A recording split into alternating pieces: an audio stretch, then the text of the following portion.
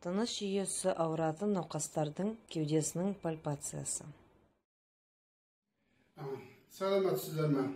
Бүгінгі тақырып кеуде пальпациясы. Пальпация дегеніміз дәрігердің қолжетімді, өте қарапайым объективті тексеру әдісіне жатады.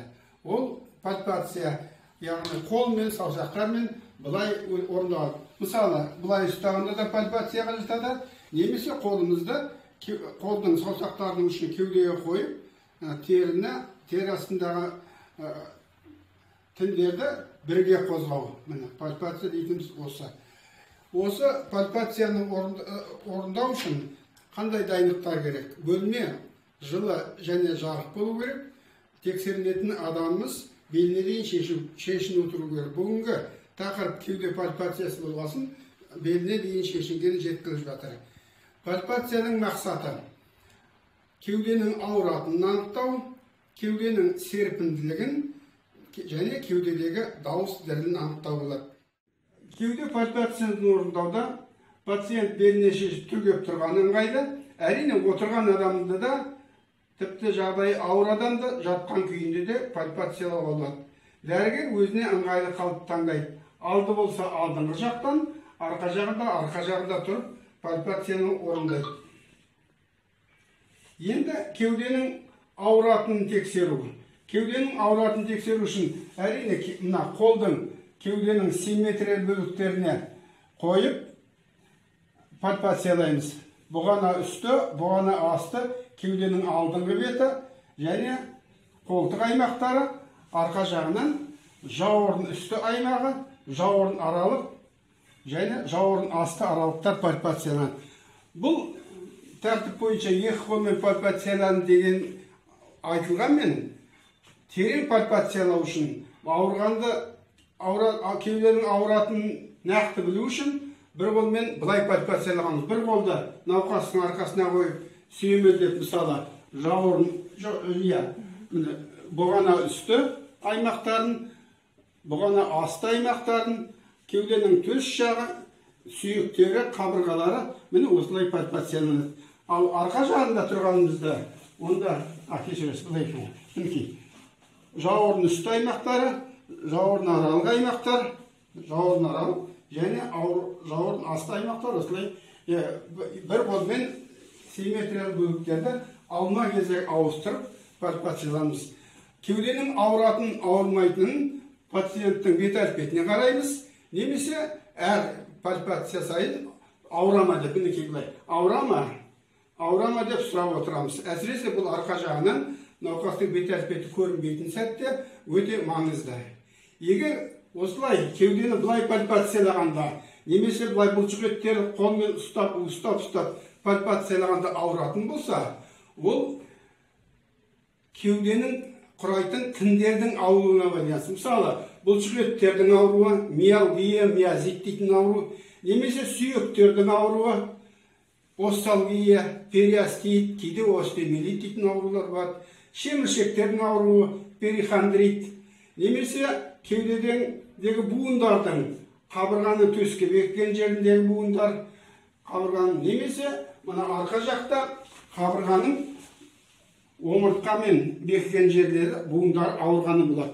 Сол сияқты қабырға аралық невралгия болған, мінекей, қабырға аралық невралгия болғанда, мына қабырға арасына басқанда ауырса, бұл невралгияға байланысты ауру сезімі, пальпаторлық ауру сезімі. Енді арқа жақтан мына омыртқа жотасының бойымен, оның тік өскінісі бойымен, немесе көлденің өскінісі бойымен бұлай басып қарағанда ауру сезімі болса, ол радикулалгия, яғни омыртқадан шығатын нерв түйіршіктерінің шығатын жерде қабынуына байланысты ауырады.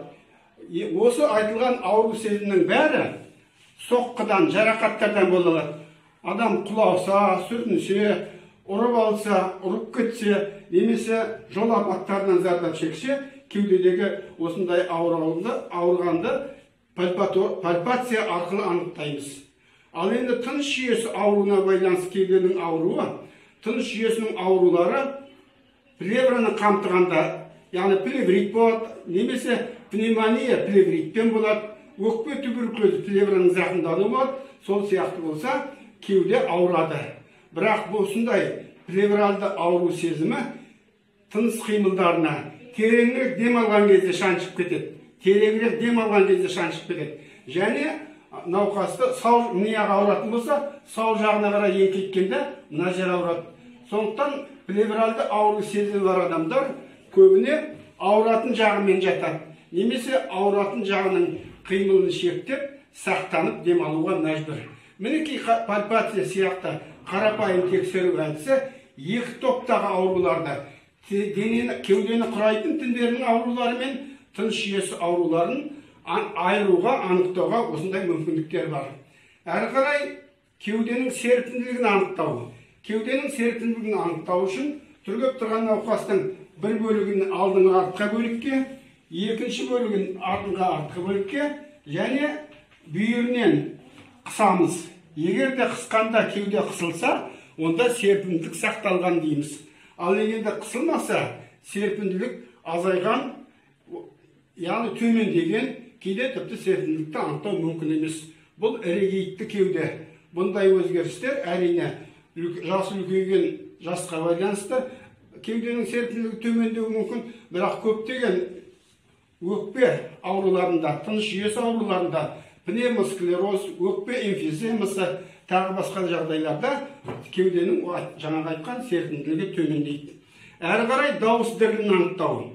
Дауыс діріл дегеніміз жоғарғы тыныс жолдарына жұтқыншақтан төмен орналасқан дауыс байламаларының адам сөйлеген кезде тербелісі ауа ағымымен, тыныс жолдарымен альвеолдарға дейін жетеді.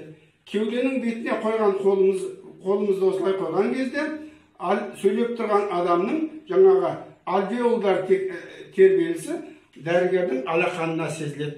Сондықтан дауыс дірілін анықтау үшін дәрігер екі қолын бұғана үстіне қойып 1, 2, 3 33 40 сияқты сөздерді қайталатыр. Бұғана асты кеуденің алдыңғы бөлігі және бүйір бөлігіне қойып, осы сөздерді қайталап, дауыс дірілі кеудеге қалай жететінін анықтаймыз. Тек алдыңғы жақтан осындай дауыс дірілін анықтағанда, мына жерде жүрек орналасқандықтан кеуденің мына бөліктерінде дауыс дірілін салыстырмалы түрде анықтау қиынға соғады. Арқа жақтан анықтағанда, міне 33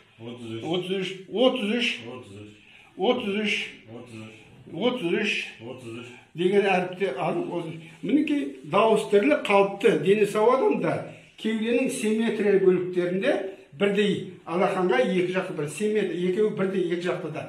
Яғни бұндай жағдайда тыныс жолдары ашық, альвеолдар сау деген сөз, дауыс дірілі қалыпты деген сөз. Ал тыныс жолдары ауруларында дауыс дірілі күшеюі мүмкін.